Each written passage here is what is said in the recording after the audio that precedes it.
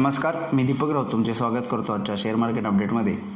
आज मार्केटमध्ये एक क्रॅश बघायला मिळाला. गॅप डाऊन ओपनिंग स्टीफ, जवळपास 400 पॉईंटचं गॅप डाऊन ओपनिंग निफ्टीमध्ये आणि त्यानंतरनं कंटिन्यूस डिक्लायनिंग बिलो 24,000 निफ्टी कोसळला. जवळपास 700 पॉईंट मायनसमध्ये निफ्टी मायनसमध्ये जाऊन क्लोज झाला. बँक निफ्टी जवळपास 1200 पॉईंट आणि सेन्सेक्स जवळपास 2,200 पॉईंट मायनसमध्ये जाऊन बंद झाला. गॅप डाऊन ओपनिंगसह बरेच दिवसानंतर मार्केटनं फॉल दिला. काल हे मागच्या वीकच्या व्हिडिओमध्ये मी म्हणलेलं थोडंसं कॉशियस राहणं गरजेचं आहे.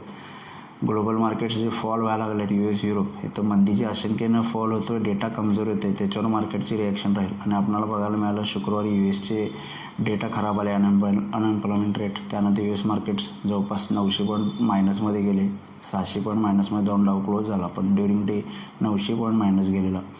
आणि आज सोमवारी मात्र ओव्हर द विकेंड जापनीज मार्केटमधून न्यूज आली. जापनीज मार्केट जवळपास हायपासून 20% तुटले, त्यातलं 12% मायनस आजच जाऊन क्लोज झालं. आणि आज दिवसभरामध्ये त्याचा ट्रेडिंग हॉल्टसुद्धा झालेला क्रॅशमुळं.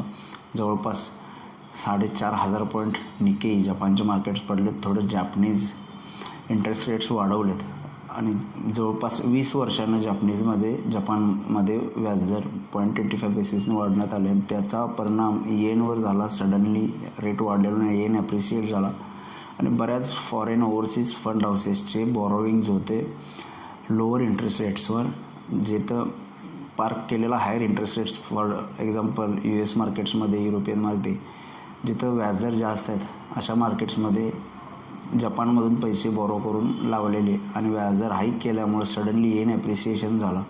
त्यामुळे ओव्हरऑल ॲसेट क्लासवर त्याचा इम्पॅक्ट बघायला मिळाला. एक टेंडरम टाईप मोमेंटम बघायला मिळाला आणि मार्केट जे आहे ते जपानचे जोरात क्रॅश झाले. परिणामी ग्लोबल मार्केट्स आणि आपलं भारतीय बाजारसुद्धा.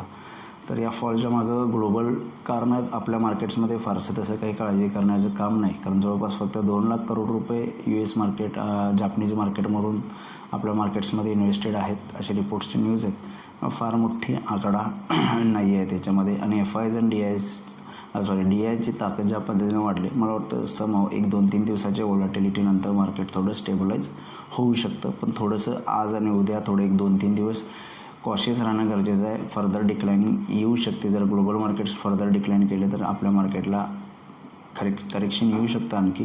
आणि हे करेक्शन मच अवेटेड होतं. बरेच दिवस मी म्हणत होतो की मार्केट्स कंटिन्युअस वर जातात, सिनेरिओ चेंज होऊ शकतो, एक्सटर्नल रिझन्समुळे काही करेक्शन्स येऊ शकतात आणि येणं गरजेचं आहे. हेल्दी करेक्शन्स राहतील मार्केटसाठी.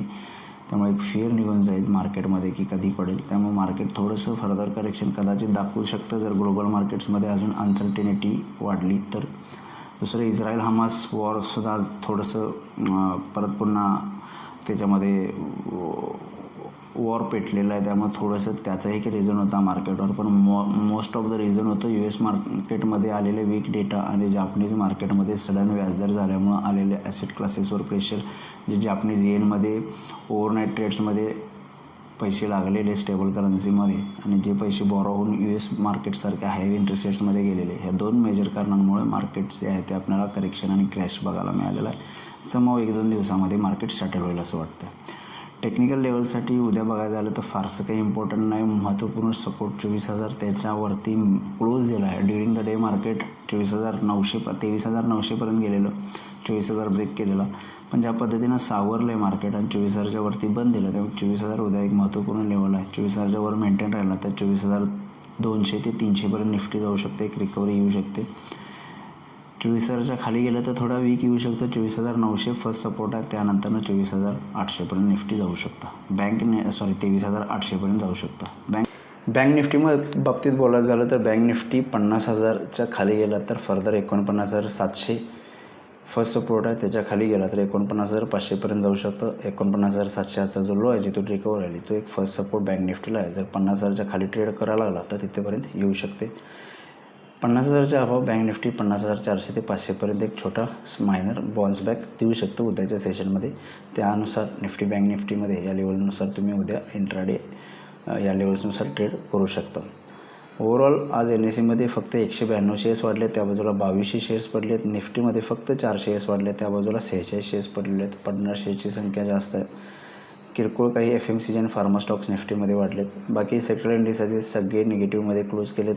ऑल सेक्टर जे आहेत ते मायनसमध्ये जाऊन बंद झालेले आहेत. त्याला लीड केले मेटल, ऑटो, IT या सेक्टरने जवळपास 3-3.5% पडले आहेत. त्यासोबत बँकिंग सेक्टरमध्ये 2-2.5% फॉल आहे. पण बऱ्यापैकी सगळे सेक्टर जे आहेत ते निगेटिव्ह टेरिटरीमध्ये जाऊन बंद पडलेले आहेत. ग्लोबल मार्केटचा आढावा घ्यायचा झाला तर युरोपियन मार्केट्स मायनस आहेत 2-2.5% आणि डाऊ फ्युचर्ससुद्धा जवळपास 600 ते 700 पॉईंट मायनस आहे डाऊ फ्युचर्स. त्यामध्ये US मार्केट्समध्ये फर्दर आणखी फॉल आला तर आपण परत पुन्हा उद्या गॅपडाऊन सुरुवात करू शकतो. पण एक लोअर लेवलवरून अपेक्षित आहे बाईंग DISकडून आणि बऱ्यापैकी मार्केट ऑलरेडी अजून अट्रॅक्टिव्ह लेवलला आहे. फक्त एक्सटर्नल कारणामुळं हा फॉल येतो, पण थोडंसं कॉशियस राहणं गरजेचं आहे. ग्लोबल मार्केट्समध्ये आलेला हा फिअर स्लोडाऊन प्लस जापनीज मार्केटच्या ॲक्शन्समुळे जे काही घडलं आहे त्याला आणखी थोडंसं एक्सटेंड फॉल होऊ शकतो असं वाटतं. त्यामुळे ग्लोबल मार्केट्स निगेटिव्ह राहिले तर आपण थोडं निगेटिव्ह स्टार्ट करू शकतो. अदरवाईज US मार्केट जर थोडे किरकोळ मायनसमध्ये राहिलं तर निश्चित आपण एक पॉझिटिव्ह स्टार्ट उद्या घेऊ शकतो असं मला वाटतं. तर बघा उद्या मार्केट्स कशा पद्धतीने बिहेव होतात. माझा व्हिडिओ ऐकला त्याबद्दल धन्यवाद. माझा व्हिडिओ जास्तीत लाईक करा, शेअर करा, माझ्या चॅनल सबस्क्राईब करून डेली अपडेटसाठी बेल आयकॉनला क्लिक करा. धन्यवाद.